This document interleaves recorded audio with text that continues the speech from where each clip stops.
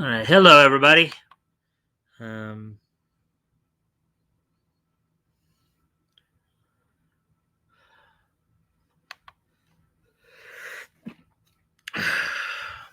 anyways, just going to be waiting here for.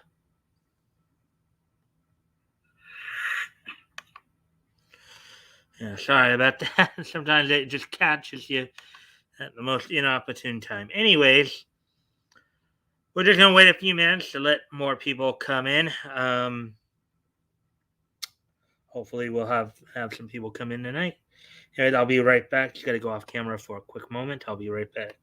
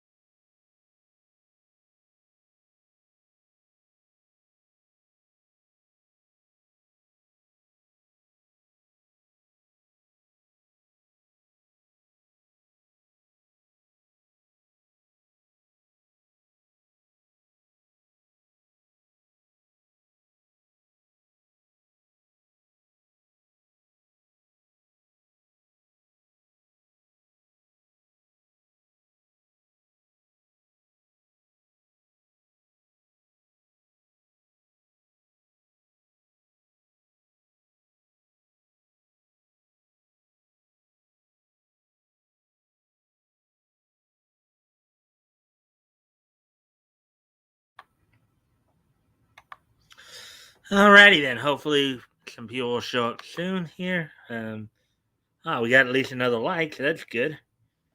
Um, I said we're just waiting for more people to show up, so hopefully everybody had a good weekend, a nice relaxing weekend to refresh for the upcoming week here. Um, I know. Hello, second person. Hopefully you're having a good day and had a good weekend. Hmm.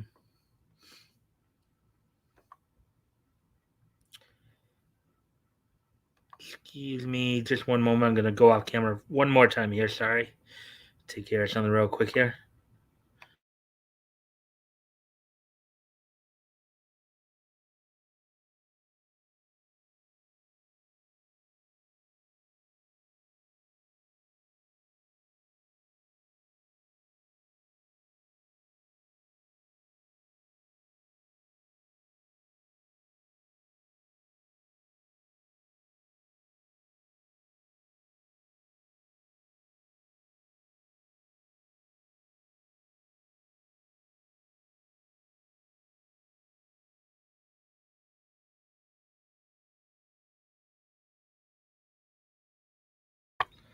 Alrighty, now it looks like we have three people here. We might jump into it here a little early then.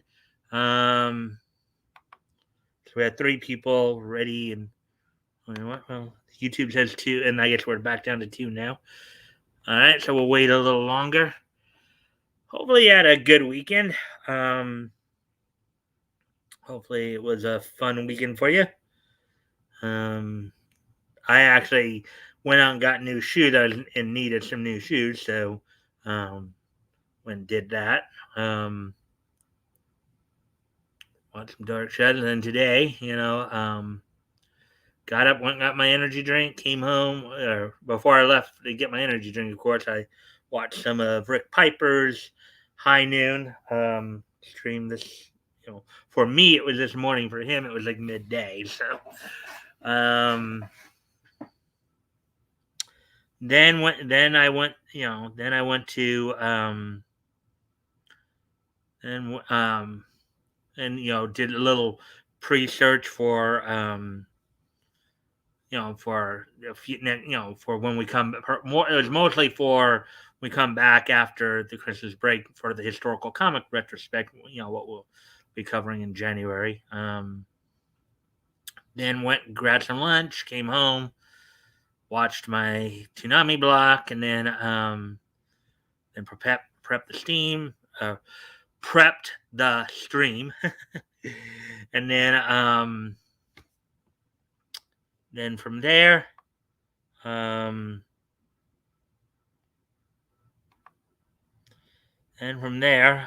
after I prepped the stream a bit, um, took care of some stuff around the house here, and then got ready to get going here. So, anyways, have the articles ready in mind. We're just waiting to see if we can get some more people in here. We keep going back and forth between 2 and 3, so somebody keeps coming in and out. Hopefully they'll stick around a bit.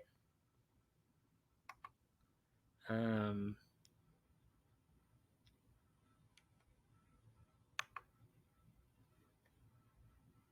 um, um, yeah. So, anyways, we're coming up on 6 minutes here. Maybe we'll wait one more minute and then probably get underway here. Want to at least try to give people a chance to come in. One person just dropped away.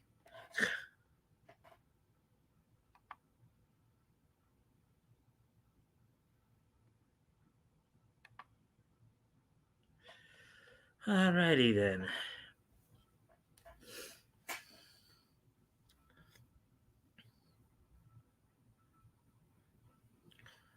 Let's see now.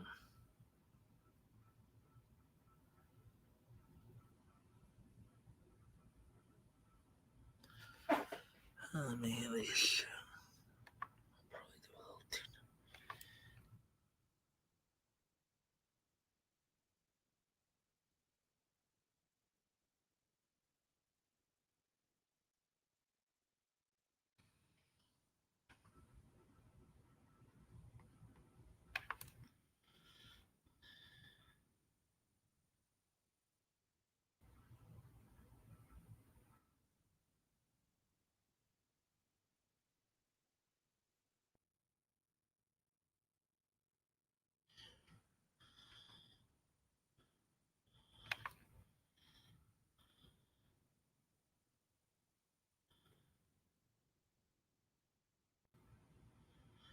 I'm just reviewing the stories here.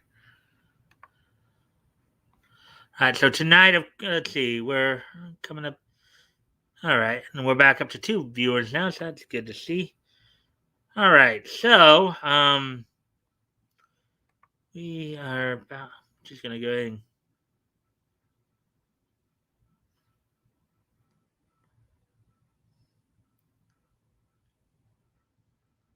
Alrighty then. So here's what's on tap for tonight. We got 6 articles, all from Bounding into Comics. Actually, well, in a way, we got 7 news items because 3 anime. We're going to start with anime tonight, as opposed to comic. We got in the world of anime, Tsunami update. The actual Tsunami, not my Tsunami. Also, after that, um, there was a staff member from the original Cowboy Bebop member. What was it? What was her position? I think she was a script supervisor or something. Let's see. Oh yeah, script writer. Cowboy Bebop anime script writer Keiko um, Nobumoto uh, passed away. I guess sometime today over the weekend here. At the age of 57. Talking about that. Rent a girlfriend. Manga shares a stunning new drawing of Shizuru to celebrate 10 million copies sold milestone. Also, in the comics side of it, we got a couple of interesting stories. One of which, in which Marvel is still pushing the usage of the word Latinx through Miles Morales and Anya Corazon, despite the fact that most people actually, most Latinos and Latinas actually find the term offensive, and only a small percentage actually use the actual term itself. Also, Grant Morrison reveals Superman and the Authority was written to stop DC's 5G plans to turn Man of Steel into a right-wing authoritarian. So we're gonna figure out what that means, as well as a couple other some more Cowboy Bebop news. Is the script coordinator is claiming that audiences are missing out. I think there's an article that Yellow Flash also covered, covering that article, and then also U.S. Congress has antitrust beef with Warner Discovery merger. So there's a possibility that merger may not be able to go through if Congress sets its foot down on the antitrust laws. So that's what we have on tap for you tonight. Let's see if there's any comments here. No, and we just went past. We're coming up on 11 minutes now, as it took me about 3 minutes there. So without any further first off, let me just go over the actual Tsunami update. So the Tsunami schedule, as of now, from now, in terms of the actual Tsunami, not my personal Tsunami that I set up. I'm talking about the actual Tsunami that's on Cartoon Network on Saturday night. So this weekend, the 18th, they're going to show the Animatrix as part of. Basically, everything is more or less preempted except for Black Lotus and Dragon Ball Super reruns. But other than that, they've got Animatrix is the main feature, and then they got a couple of Rick and Morty specials that they're gonna be doing. Then for Christmas night, they're gonna have a Blade Runner marathon in which the only thing not preempted that night will be Dragon Ball Super at the very end. And then on New Year's night, there's going to be a Cowboy Bebop marathon on Tsunami on that Tsunami Saturday night. Everything except for I think Black Lotus and Yashahime will be preempted. So the Cowboy Bebop marathon might be at the latter end of that. So that's all for the Tsunami update, for the actual Tsunami, not my own personal Tsunami. But so with that, let's now start to get into the articles here.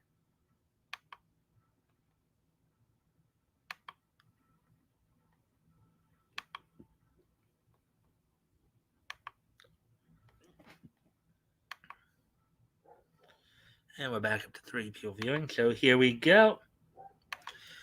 Excuse me a moment. I gotta tend to my dog. I'll be right back. Sorry about this, guys. I'll be right back.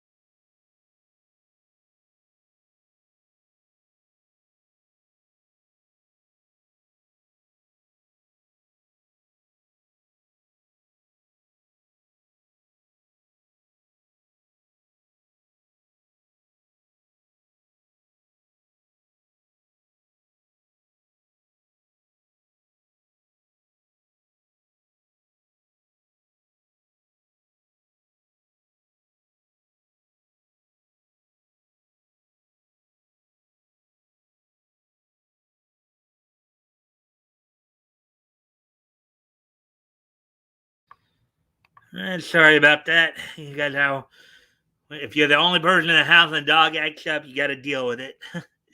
Anyways, let's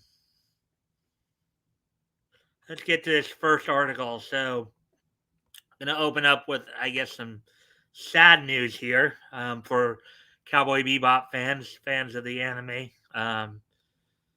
Not the Netflix adaptation, obviously. We'll talk a little bit more about that a little later. But Cowboy Bebop anime scriptwriter Keiko Nobumoto passes away at 57. Article by Ryan Pearson, published published on the 10th. So actually, this happened on Friday. It happened on today being the 13th. This happened on Friday. So let's get into this a bit then. Keiko Nobumoto, the storied anime scriptwriter behind some of the medium's most iconic works, including Cowboy Bebop and Tokyo Godfathers, has passed away at 57 as a result of esophageal esophageal cancer complications. Basically, that, as I understand, that would be the cancer of the esophagus, the tube right here in your throat. So complications of SF.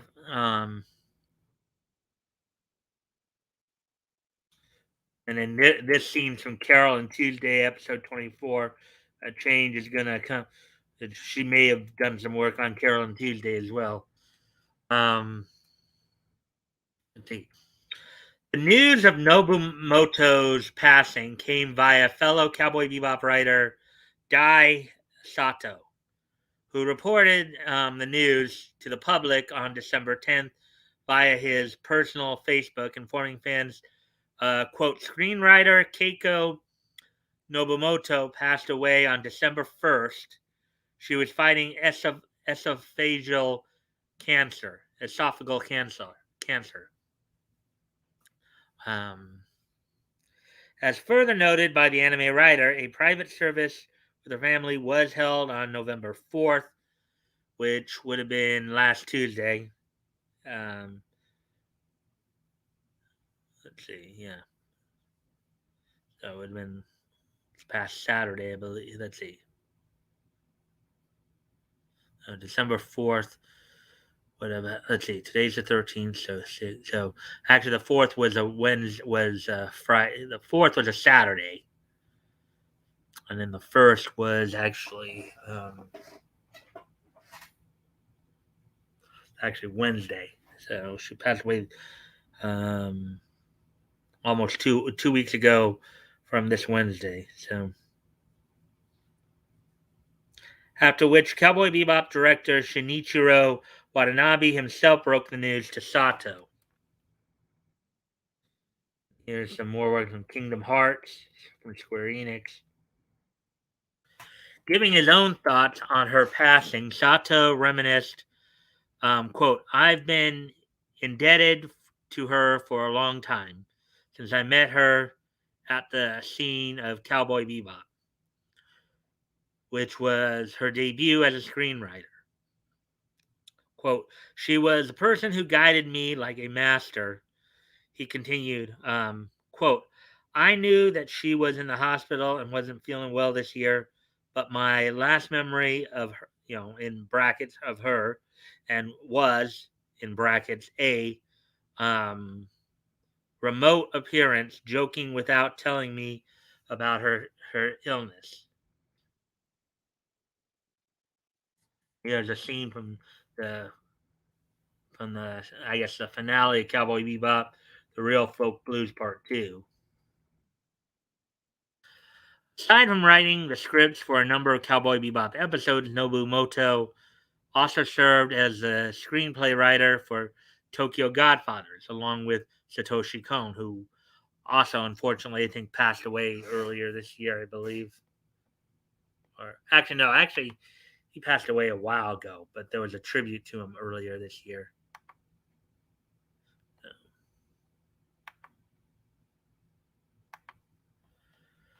Let's see.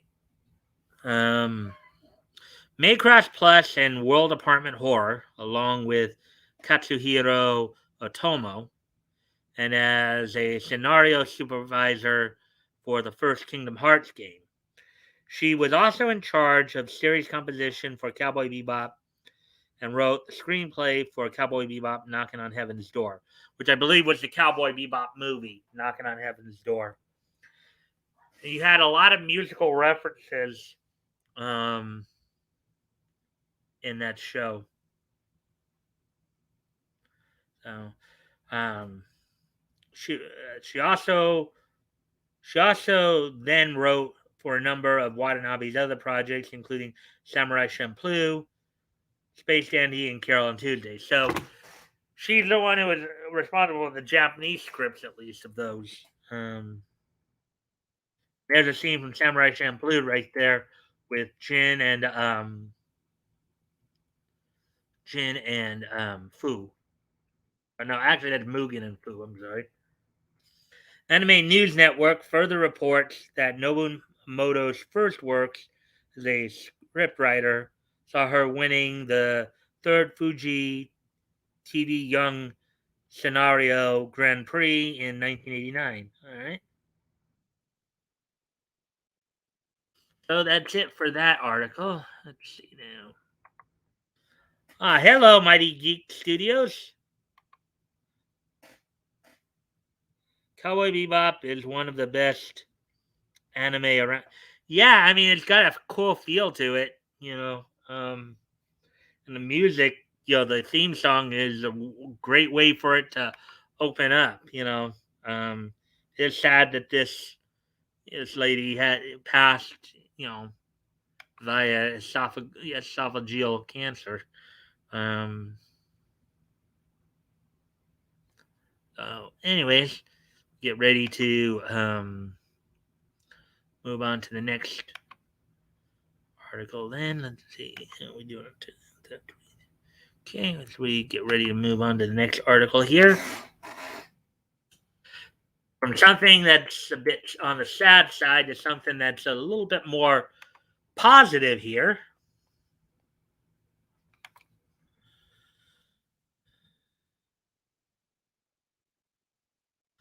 Rent a Girlfriend mangaka shares stunning new drawing of Shizuru to celebrate 10 million copies sold milestone. So that's an so this particular manga called Rent a Girlfriend sold 10 million copies. That's quite a milestone to hit.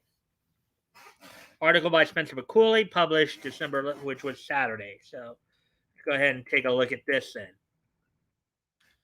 Just a little over a year after reaching the 5 million mark for total copies of the series sold, Rent a Girlfriend has officially doubled its already impressive sales height, with physical printed copies of Reggie Miyajima's endearing romantic comedy manga recently surpassing 10 million physical copies printed and another 10 million copies sold digitally. So that's a pretty good amount there. Source Rent a Girlfriend, Chapter 132, The Girlfriend and Lies, Part 5, Kodansha, art by Reggie Miyajima.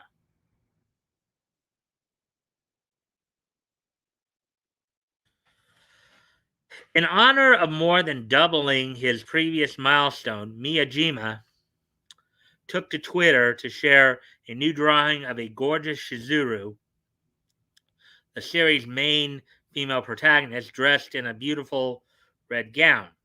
Quote, it is said that the manga Rent a Girlfriend has exceeded 10 million copies in the series, wrote Miyajima, alongside his celebratory illustration. Quote, to be honest, I still can't believe it.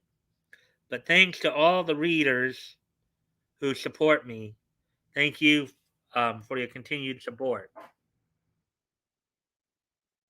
There she is right there.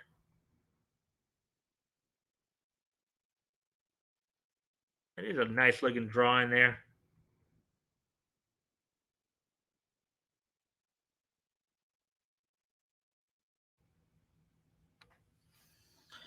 In a subsequent tweet, he noted it was an illustration he had always wanted to draw.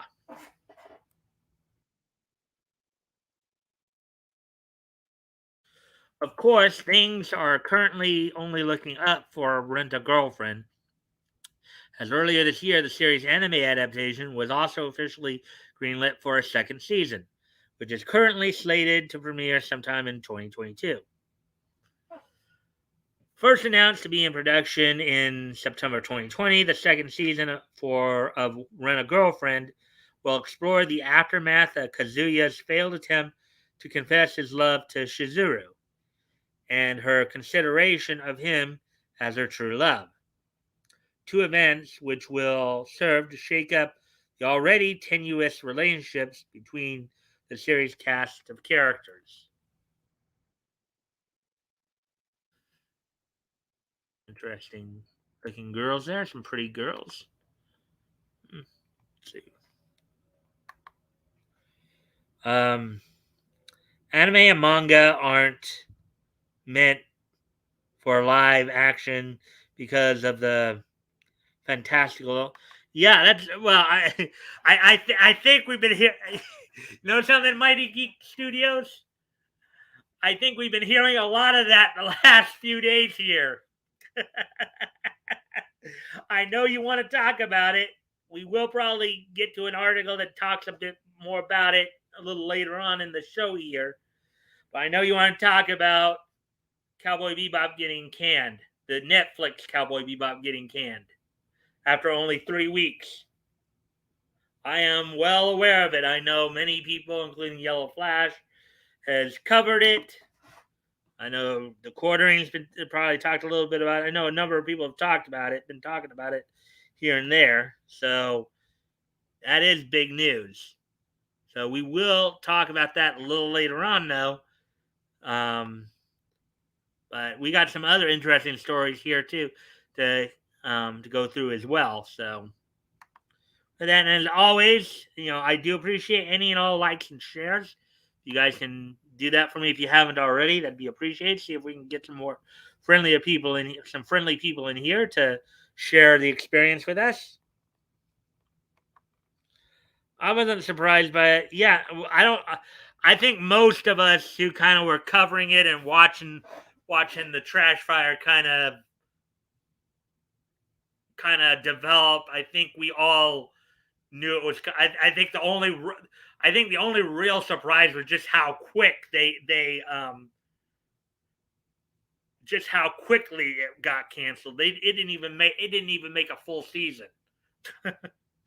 I mean, now the ratings are going to probably tank even more because what's the point of watching it? If you know that it's canceled, it'd be almost like a waste of time. But anyways, so let's get back to this article. Further, fans of Rent a Girlfriend may also be interested in a crossover illustration drawn by Miyajima in March to celebrate the release of Evangelion 3.0 1.0 Thrice Upon a Time, in which Shizuru dons Asuka's signature red plug suit. That's pretty interesting. Albeit I'm not sure if it really fits well on her. But because those things are actually supposed to be pretty skin tight, because of the wear and tear they're liable to endure.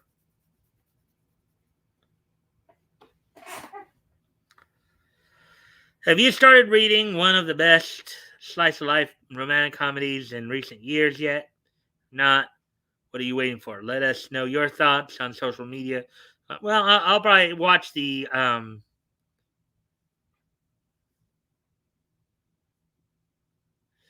you know probably watch the anime at some point. I mean, I like those slice of life. Both the I do like both the romantic comedy and the harem animes. Anyway, so that's enough from there. So now we'll get to a couple of the comic stories got my attention here. All right. Let's see now. And I thank you for the likes and shares. So, anyways, as we now get ready to get into this, and I believe this is something that was probably been talked about quite a bit too. And I know Tug kind of talked a little, maybe not about this specific article, but one of the things within this article, one of the underlying themes of this article. So, Marvel uses Miles Morales, Spider Man, and Anya Corazon, Spider Girl, to promote the use of Latinx. Now, as has been mentioned by I think by a few of the other commentators, including Yellow Flash and um, Tug, polls have shown that for the most part, first off, most people, most Latinos and Latinas find the term Latinx offensive.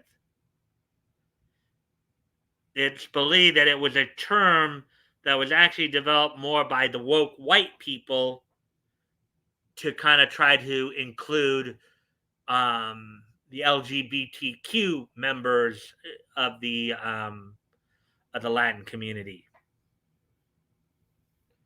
So, and I think however, the majority of Latinas find the term actually quite offensive. The fact that some woke white person would come along and just pervert their language, I think any if anybody did that to anybody's language, I think they'd find it very perverse. Um,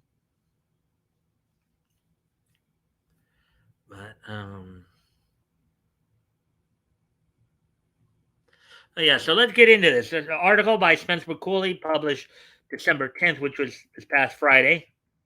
So here we go. Despite the fact that only 3% of Hispanics use the term to self identify themselves, and even more consider it to be equivalent to a racial slur, mhm, Marvel's latest issue of their Diversity Celebrating Voices series features a story in which the Miles Morales incarnation of Spider Man and the Anya Corazon version of Spider Girl attempt to justify the use and existence of Latinx to the reader. So I think one of the points that Tug was making about this too was that um, when he was covering it as well was that, oh boy, here comes a lecture. Just what every comic book reader wants, the lecture on word usage. Yeah, that's why we open comic books, is so we can get a lecture on how we're supposed to use words. No, leave that stuff to comment. You should leave like that kind of thing to people like me, or those of us who are more into that kind of thing of analyzing word usage analysis and all that. So it's a source Marvel's voices let's see, Comunidades, Volume 1, Number 1, Latinx and Proud. Cover art by Joe Quesada and Richard Eisenov. Okay. Let's see first off if. We got Timothy here. And so, hey guys, thanks for popping in. And if you can like and share the stream to see if we can get more people in there.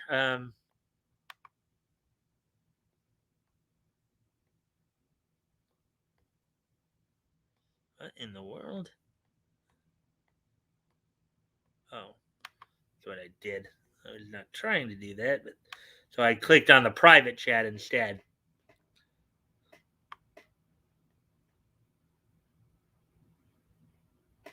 All right, so let's see what. Why is it that manga gets it right when it comes to different genres? because they're not trying to appease the woke crowd. That's why they're first and foremost trying to appease their fan base, which is Japanese people. And if people like us here in America like it, so that's more power to them. Like 93% in terms of the whole Latinx idea. Every Latin person I know hates the term Latinx. Well, here's something I know that Tug mentioned earlier too. The people who actually came up with the term Latinx were woke white people, and they came up with it in order to supposedly include those those of the LGBTQ plus persuasion within the Latin community, the Latina community. So that's why they did it. Sounds like an X-Men character. It's Latinx.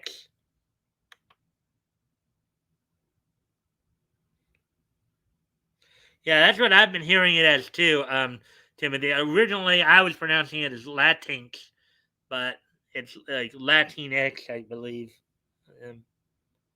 Able to jump a border in a single bound. Hey, Rick. Thanks for popping in. And thank you guys for the likes and shares. As we'll continue the article here. And as I get back to it. Hope you guys are having a good day and had a good weekend. So we continue on with the article here.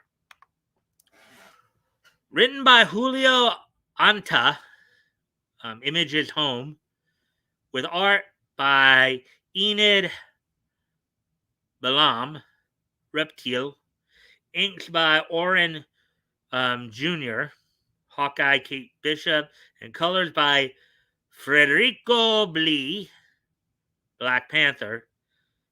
The aptly titled quote unquote Latinx and Proud story begins with the Hispanic spider heroes Miles and Anya rescuing a woman from a mugger as she was headed down to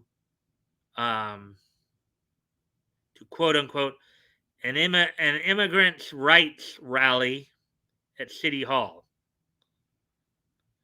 Helping the woman pick up her protest signs, Miles and Anya then agree to attend the rally, swinging off to Miles' Brooklyn home to create their own set of protest materials. Oh God! Oh God! Don't you just hate it when they're trying to use superheroes for this kind of stuff?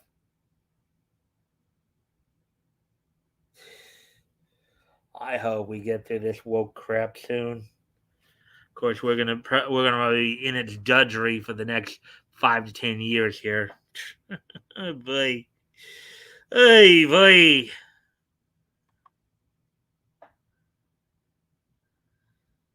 All right.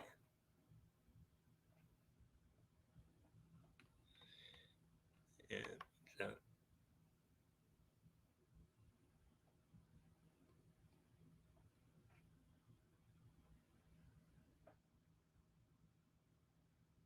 Hmm.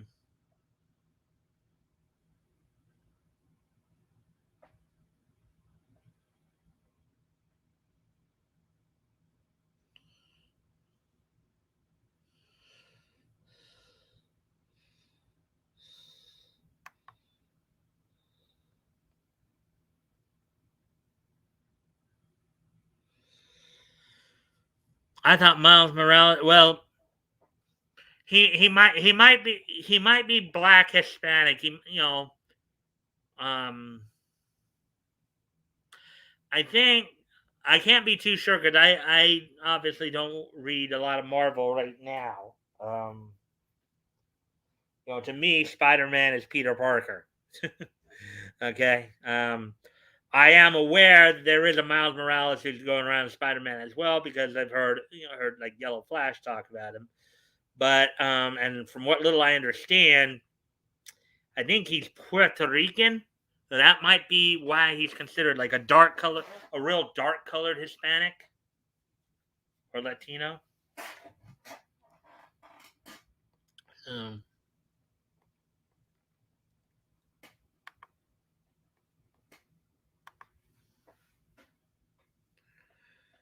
let's see. Okay.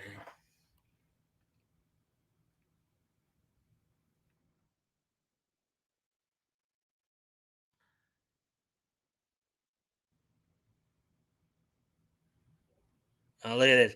Marvel's voice. So this is from this book. Oh boy.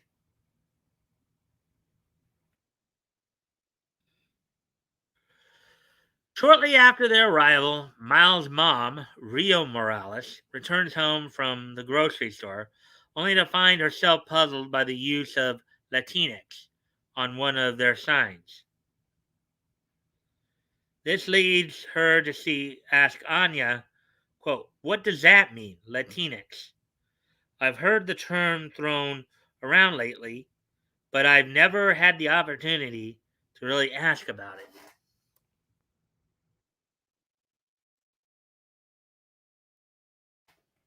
Quote, "Oh, Latinx is just a more inclusive way to refer to people rather than as Latino or Latina," responds Spider Girl, prompting Rio to push back, quote, "Inclusive, huh?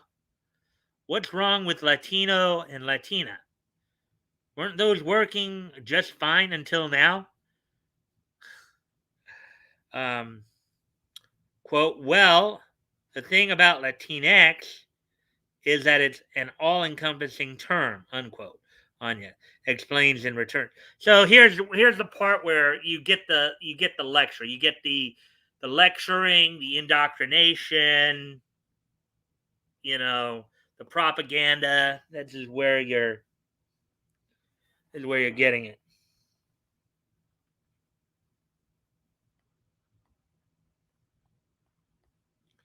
5, yeah, I see 5 now.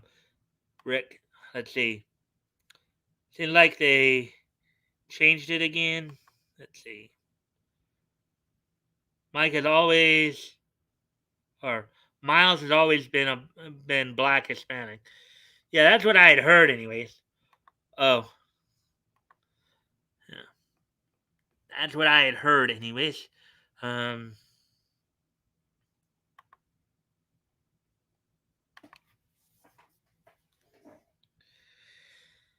let's see. Let's see. All right. Quote, "Well, the thing about Latinx is that it's an all-encompassing term," Anya explains in return. Quote, "It doesn't assume anyone's gender the way that Spanish usually does," unquote. Well, to a certain extent, they are right in that, but I don't even think Hispanics have an issue with that. In other words, the idea of the O versus the O to represent masculine, the A to represent feminine, the effeminate. Um,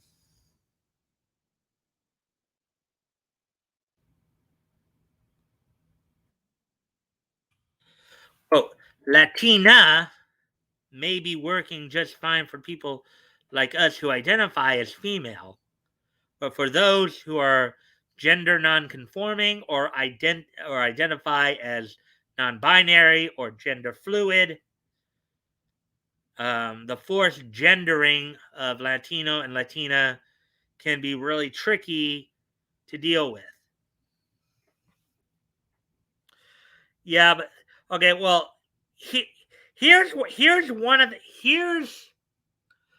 issues I see in that too, which I don't know if anybody actually picked up on this or not.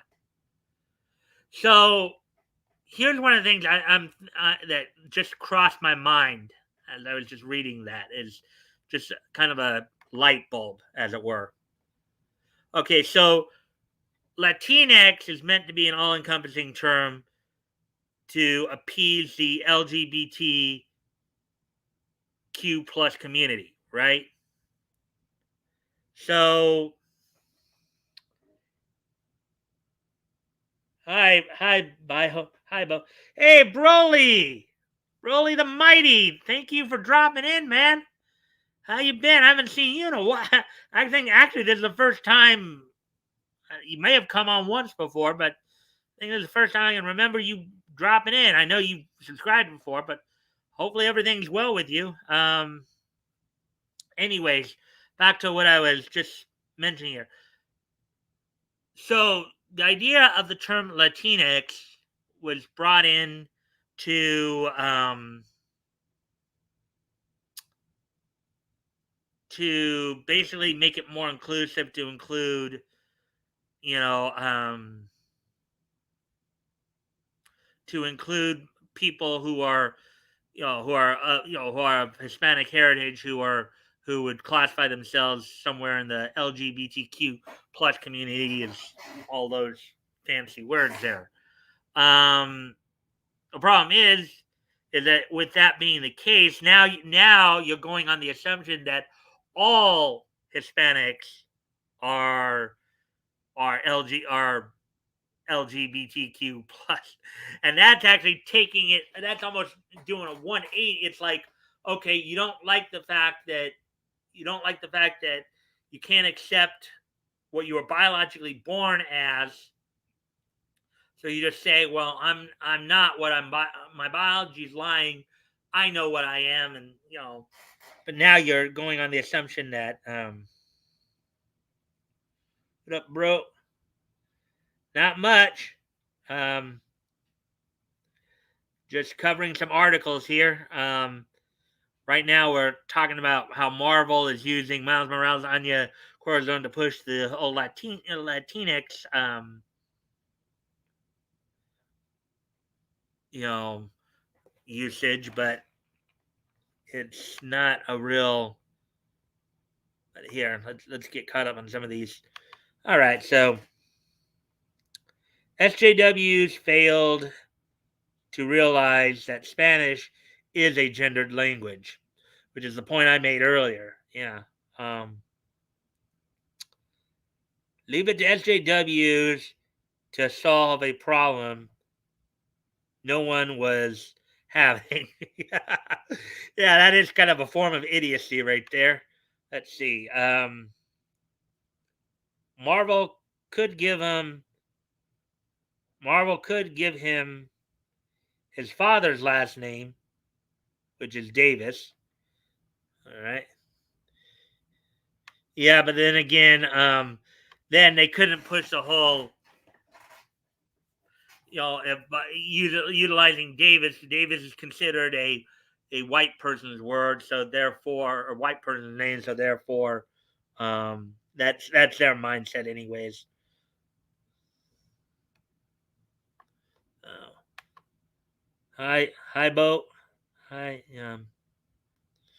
hey, Broly. As I said, I did see. What up, bro? Little emoji there. How's your day? All right. Glad you came by to see, bro. Yeah, I see you, Broly, and I'm trying to respond as much as I can here.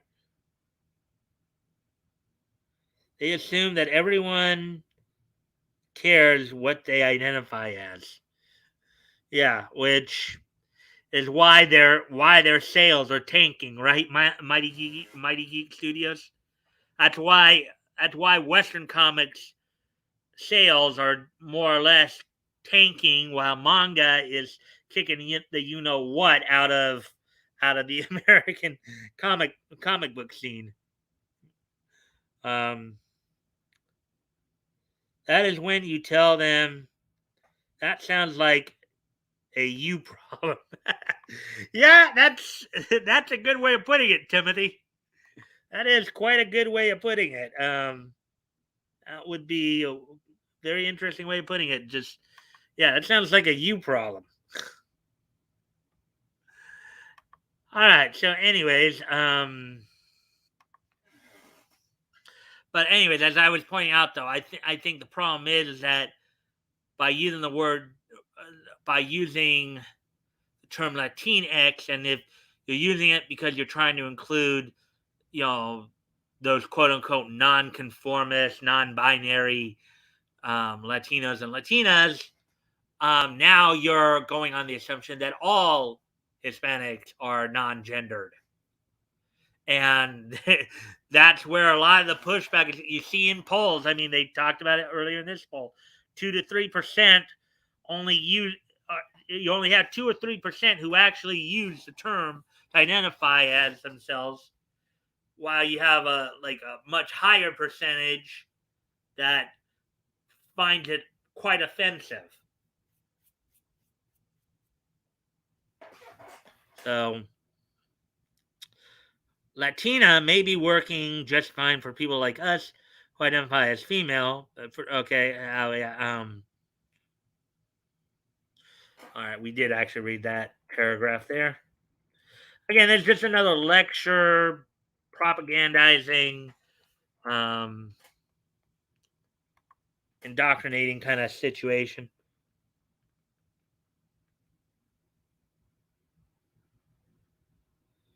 I hope you get.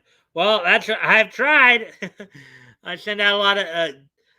Hey, if you can help out by sharing the stream and getting more people to come in to listen in, especially on Fridays when we're doing a historical comic retrospect, that'd be cool, Broly. You're always welcome here too. Um, let's see. I'm glad you're here though. So if, try to get more people to come in, that'd be appreciated as well. Well, can we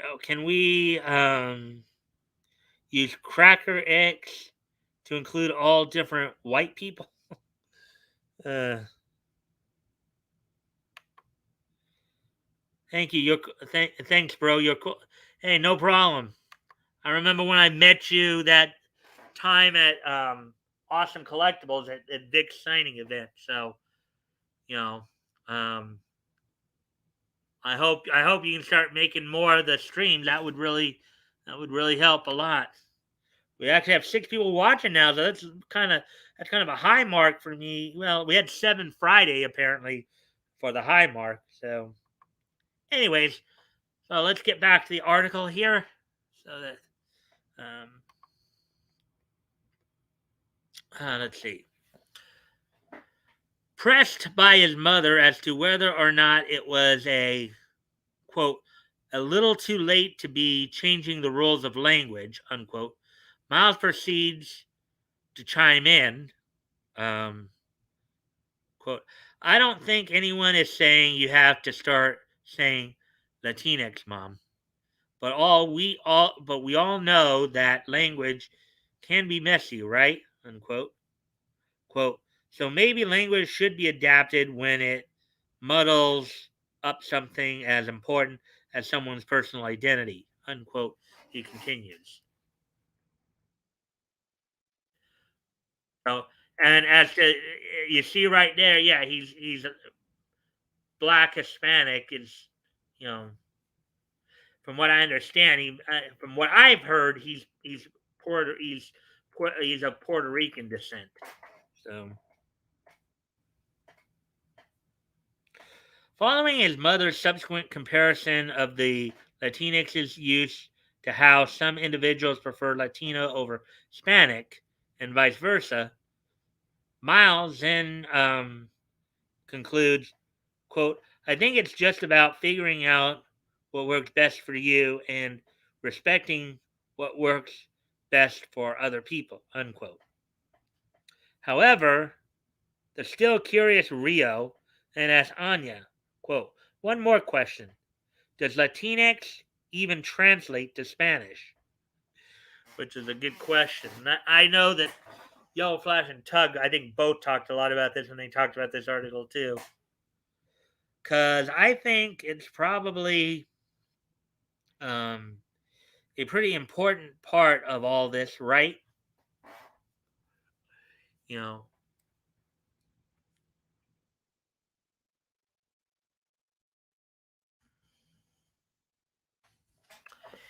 In a telling condemnation of the fact that the term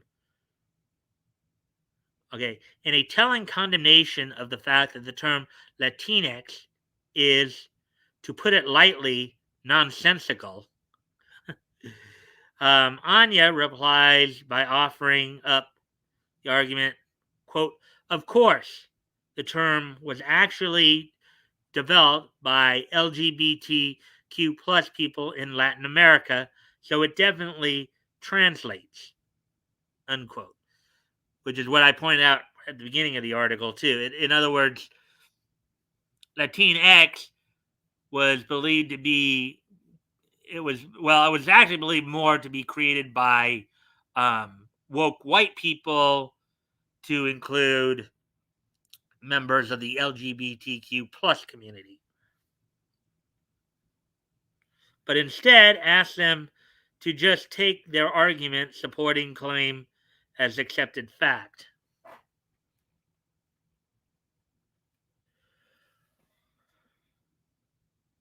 Quote, Latin is another inclusive, Latin, I believe that's how you would pronounce that, Latin, is another inclusive term that's been gaining steam lately.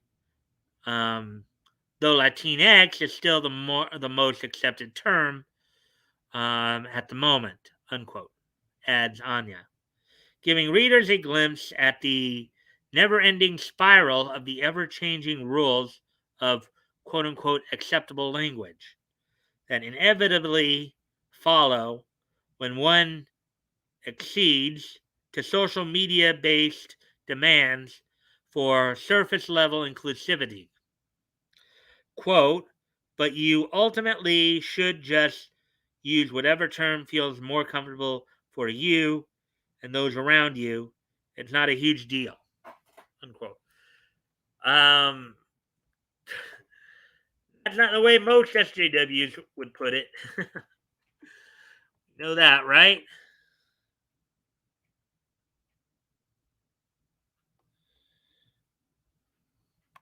Let's see what Rick has. Personal identity is personal identity in your name given at birth. It is your name given at birth. Not if someone calls a boy girl or whatever supposed gender. Yeah, your identity comes to you at birth and stays with you at birth. Unfortunately, some people want to change that idea. They're not happy or what you know, they want to accept, biological fact. They just want to put their own spin on things. So.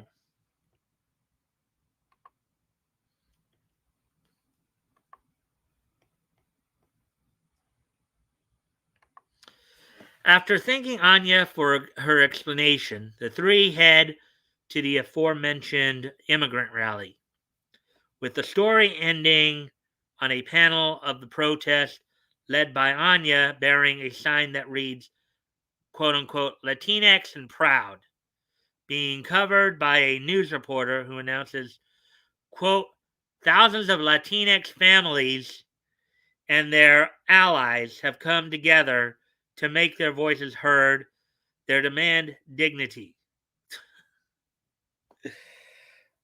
Yeah.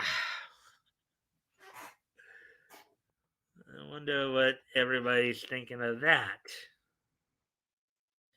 Did Miles and Anya convince you to add Latinx to your... No. Let us know your thoughts on social media in the comments down below. Yeah, I don't.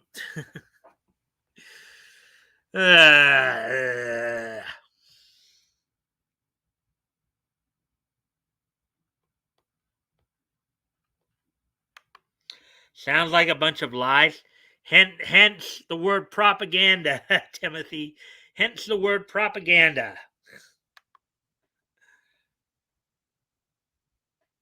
I am referring to what Marvel's saying. Yeah, I figured as much. I figured that's what you were saying, Timothy. Um, yeah, that's why they call it propaganda. Okay? Propaganda and indoctrination. Because it's a lie they want you to actually believe. So, you know,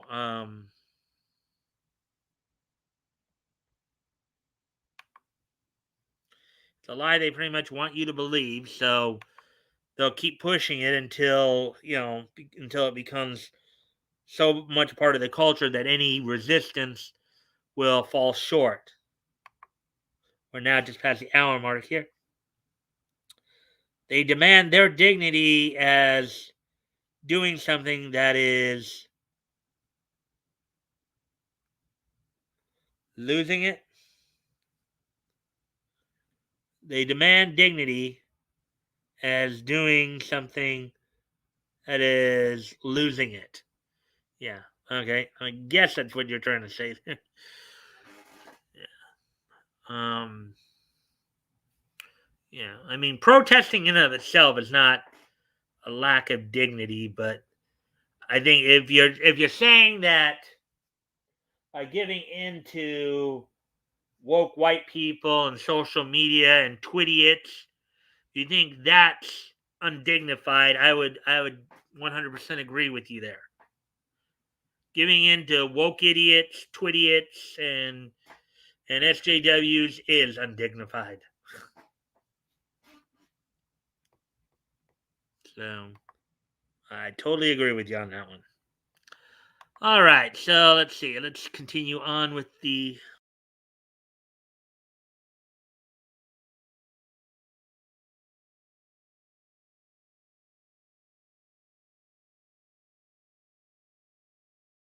Sorry about that. I actually hit the wrong button. That sometimes happens. Hopefully you're all still here. I just kind of left the studio for a moment and didn't go off camera. I just accidentally hit the wrong button there. Anyways, now we're at where I need to be to do what I was trying to do here.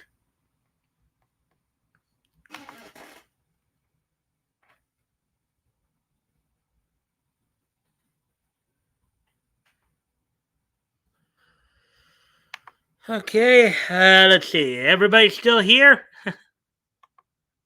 Give me a shout out if you are, just to make sure that little goof up didn't. Apparently, it's reading four. The counter's reading 4 people, so that's still good.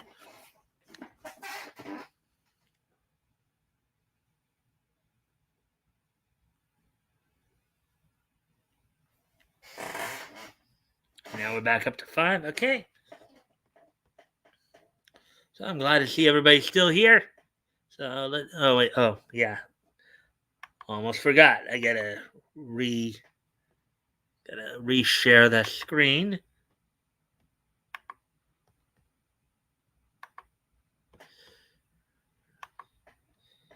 And I see Timothy said yes. All right.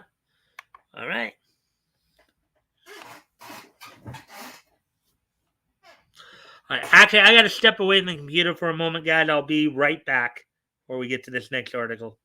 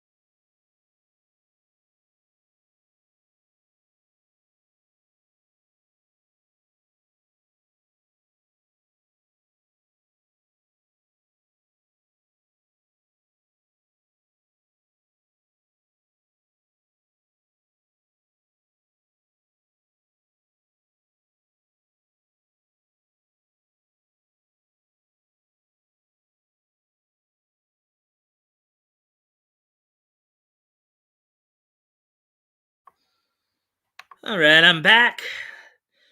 Gotta take care of a couple things real quick. So why don't we move on to this next article? We're halfway through, and we're just past the hour mark. Hour and six, going on hour seven now. So we're actually making some good time here.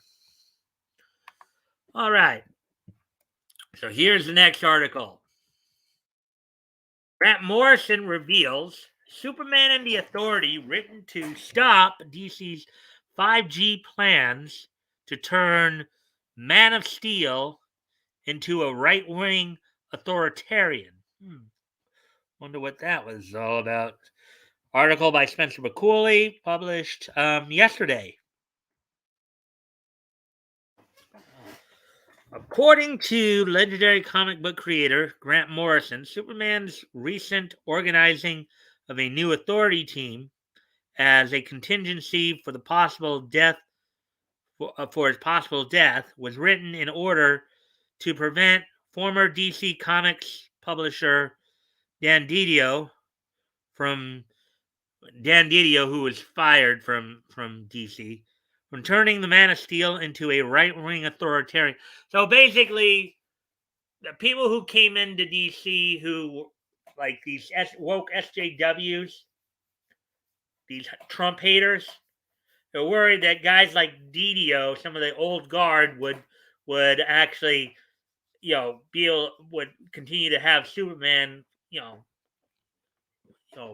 fight for truth, justice, and the American way.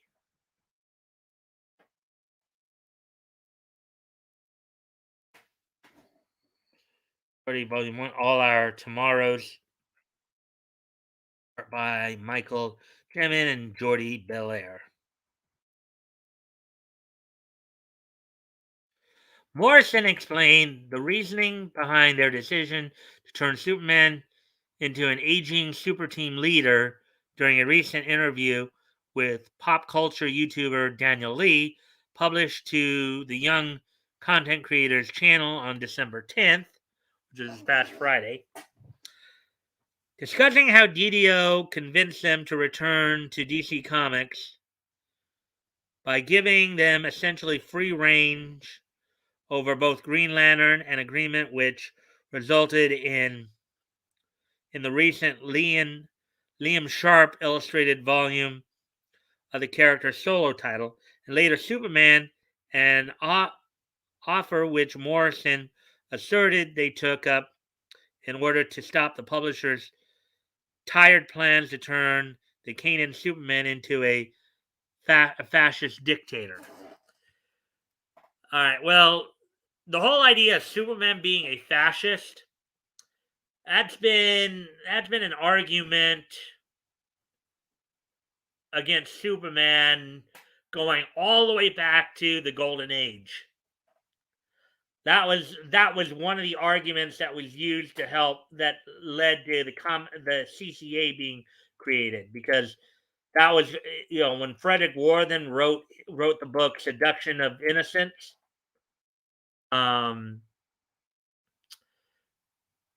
His qualms about the superhero community included Superman being a fascist, the bondage fetishes. Like, basically, the argument was is that some of the behaviors in these books were leading to juvenile delinquency. That's what Worthen was arguing. That Superman was a fascist, Wonder Woman was engaging in bondage fetishism, and Batman and Robin were involved as a gay couple. That's what. So the idea of Superman being a fascist, being portrayed as a fascist, or people out there thinking that he's a fascist, has been there pretty much almost from the beginning. I mean, think about it. Near omnipotent individual, theoretically, yes. If they, I mean, they even had a storyline where, well, what if Superman landed in Russia? The Red Sun storyline. So, anyways, getting back to the article here. Quote, the idea was that Superman was now the super right wing authoritarian, and he formed this team, the Authority, to take over. Recalled Morrison of Didio scrapped 5G plans for the DC universe, which the author considered so terrible that they took it upon themselves to right the ship. So, hence why Didio got because Didio represented the old guard, traditionalism, constitutionalism, where you had a lot of these, you know, SJWs getting in there and trying to, basically force out people like Dan Didio, like Ethan Van Sciver, among others. Quote, I said I don't want to see Superman is not a right wing authoritarian, unquote, exclaimed Morrison as they continued. Quote, that's not how you do it, unquote.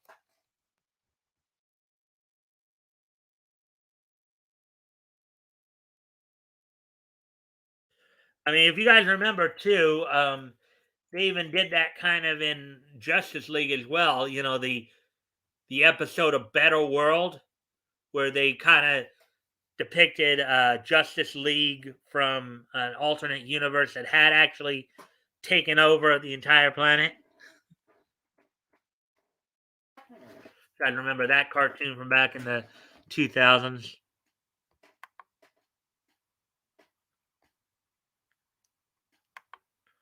But anyways, thus, in an effort to save the character, in his opinion, Morrison said they told DC, quote, if you'd let me do a version of Superman where he's like a dad who's having to lay down the law sometimes, but at the same time, he's only doing it for the best reasons, unquote. Quote, he's trying to be the dad, unquote. The Final Crisis architect added, quote, I said, if you let me do that version of Superman, please don't make him a right-wing tyrant guy. That's just not Superman.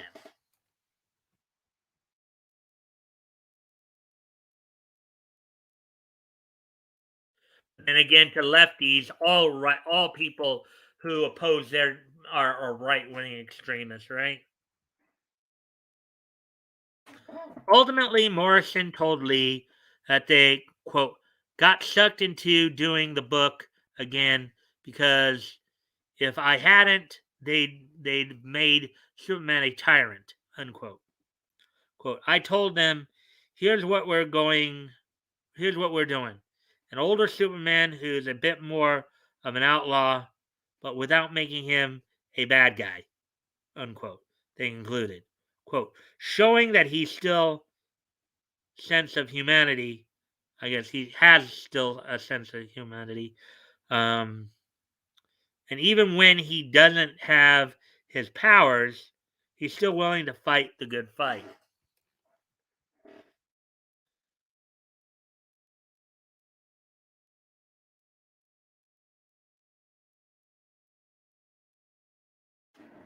It's good to see that at least one comic book creative still understands the characters they've been invited to write, even if those at the top clearly don't.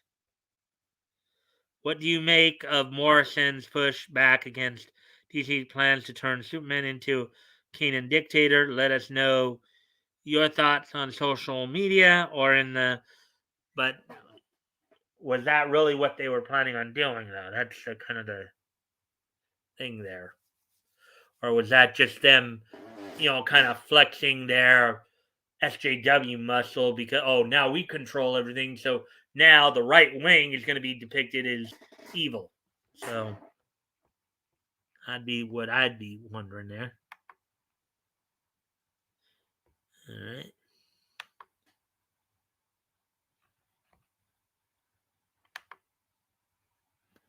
It looks like the conversation slowed down a bit. You guys aren't chatting it up as much. You guys enthralled with the story here? The stories that I'm reading?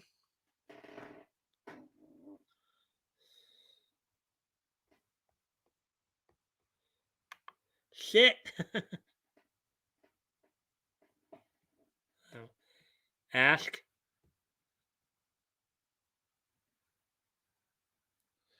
All right. Awk. Uh, all right. So, anyways, that concludes the comic book portion of the thing. So we actually have a couple of television or things that are closely related to TV, animation and like. So this is also even though they only have this listed as television because referring to the live action, it's of course obviously it's indirectly related to anime because this was the live action adaptation. And Mighty Geek Studios, if you're still in here somewhere, back, okay. This is what we were talking about earlier, and I'm sure. Um, all right, Netflix's Cowboy Bebop script coordinator claims audiences are "quote unquote" missing out on canceled season two. Previously revealed, show was inspired by a radical left wing YouTuber. Oh yeah, that's a major selling point. That's gonna get them to. That's gonna get people watching that show. Yeah, we know how left wing narratives really work out, don't we? Get woke, go broke. Uh, article by Spencer McCooley, published December 11th, which was this past Saturday. So here we go. Hot on the heels of its cancellation, Naomi Markman, the script coordinator for Netflix's Cowboy Bebop, recently took to Twitter to tease that audiences were "quote unquote" missing out on a second season of the series, only to cry victim when met with criticism from fans who, having seen the results of the unsurprisingly awful first season, expressed extreme doubt in her claim. Yeah, and I know Yellow Flash and Tug talked a lot about this too. Few people talked about this. Um,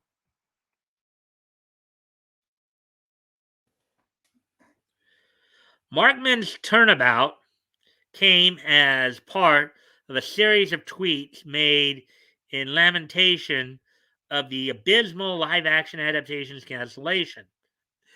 I mean, apparently it was so bad that they didn't even bother to wait until the first season ended to cancel it. They're just like trying to cut their losses here, you know. And I know there's been a lot of commentary on whether or not other anime, because there's Netflix. Apparently, Netflix is planning on doing live actions of Yu Yu Hakusho, Naruto. As somebody whose all time favorite anime is Yu Yu Hakusho, I don't plan on watching that because I know it's going to probably be garbage. I think one of the things Mighty Geek Studios said earlier is, and I know a lot of, in fact, speak of which, uh, and by the way, Broly's son, I'm here. And then leftist narratives aren't very entertaining. No, they're not. If anything, they're like I mean, if anything, they're probably a cure for insomnia, right? The only problem is that if you fall asleep, you might actually fall under their spell. Unfortunately, I'm him. Oh,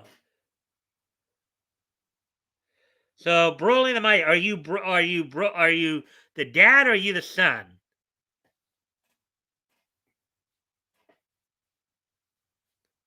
Or are you both there, sitting there watching?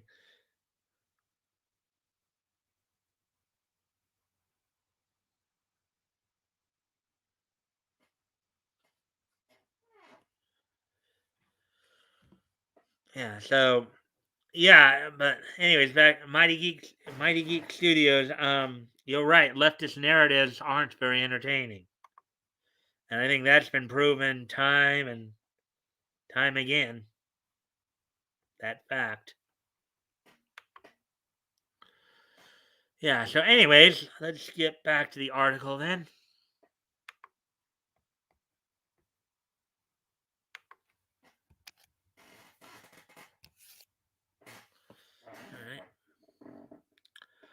All right.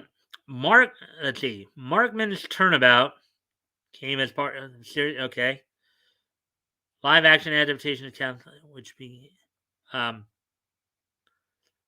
abysmal live action adaptation's cancellation, which began on December 9th with her declaration, quote, not to rub it in your faces, but as the individual who has read the Cowboy Bebop season 2 scripts more than anyone else in this world, bleep, you're missing out.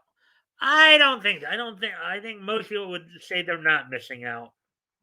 Not missing out on being preached at a bunch of stuff that are trying to be indoctrinated into a line of thinking that they don't want to. After facing a deluge of pushback from audiences, many of whom asked, quote, if season 2 was to be so great, where was that supposed talent in season 1? Oh, ouch. Ouch. That hurt. You know that hurt. Oh, that's a dig. That's a serious dig. Anyways, you're cool, bro. I hope you get more views in your streams in the future, bro. And by the way, I'm his son. My dad is at work. All right, so and your dad's okay. You using his account to go check out live streams.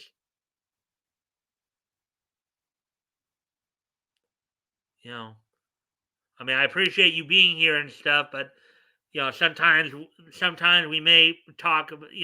I don't know how old you are, so I don't know if your dad, you know, um, how your dad feels about would feel about you being here. Just cool. Yeah. Yes. 12. All right.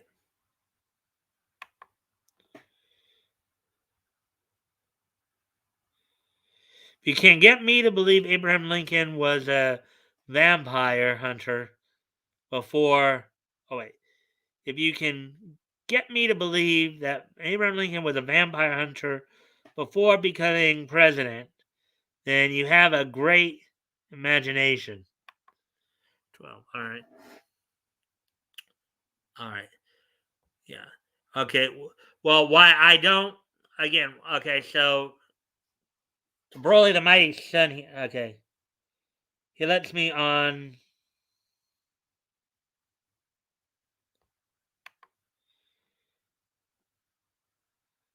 He lets me on ACC. Okay. All right. All right. Well, I just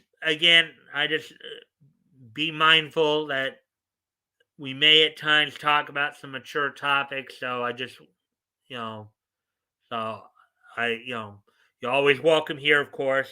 I just, it'd probably be best to just make sure your dad knows that you're coming on to check out the stream and stuff. And I'm just trying to be careful. I don't want your dad coming back at me, for letting you on because, you know, because maybe he didn't want to, but just let your dad know that you came on to say hi and stuff like that, and I said it's okay for you as long as it's okay with him to be here. All right. So, anyways, back to the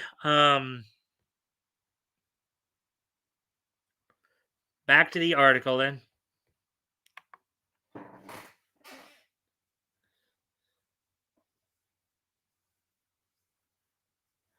Let's see. All right. So after facing a deluge of pushback from audiences, many of whom, okay, yeah, we saw that part. Markman asked the very same people she previously antagonized, quote, "My dear troll friends, you do realize that literally hundreds of people lost their jobs today, right? Jobs we loved and cared about," unquote. Yeah, well, now that, yeah, you lost your job trying to indoctrinate people. Quote, "We're going to be emotional," she continued. Also, most, if not all of us, found out today with the public. Yeah. And I know a lot of people were commenting on her very snarky attitude in these responses, too. She further attempted to deflect, quote, "Just because you don't like the food at a restaurant doesn't mean you would celebrate when it closes down. If you wouldn't mock the waiters or chefs, I beg of you to touch some grass and give someone you love a hug." Oh, sounds like she needs a hug. Or maybe she needs to go lock herself in her safe space, right? Yeah, some padded room somewhere. However, to address Markman's own metaphor, if a restaurant promised to cook a customer a steak dinner in the way of the world's finest culinary experts, then proceeded to instead serve a day old hamburger patty covered in ketchup and insist that the customer was a bad person for not finding it just as good, if not better than, the steak, said customer would likely and rightly criticize the restaurant and warn others not dine there, especially if the waiters and chefs showed nothing but disdain for both the customers and the food itself. That's a very good analogy there for what they actually did. That's a very good analogy. After all, as Flash pointed out, they had to fix the problematic elements of the.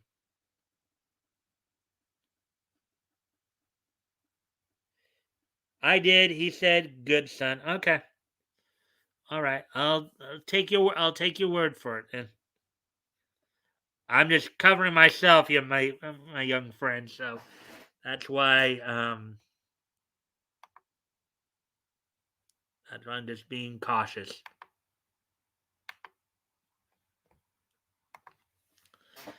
Quote, "My entire life was turned upside down less than 12 hours ago, along with hundreds of my dearest peers.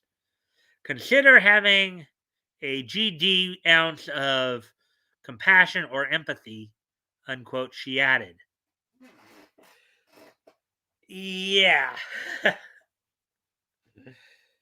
SJWs, considering what you're trying to do to this country, nobody on the right is going to have any compassion for you or empathy or sympathy.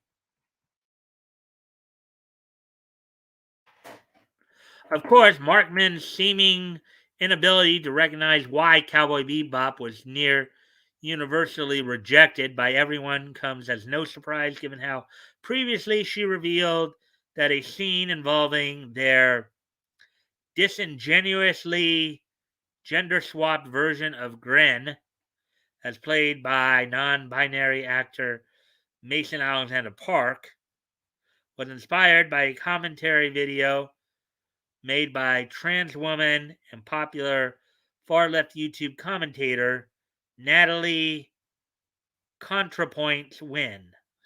Okay.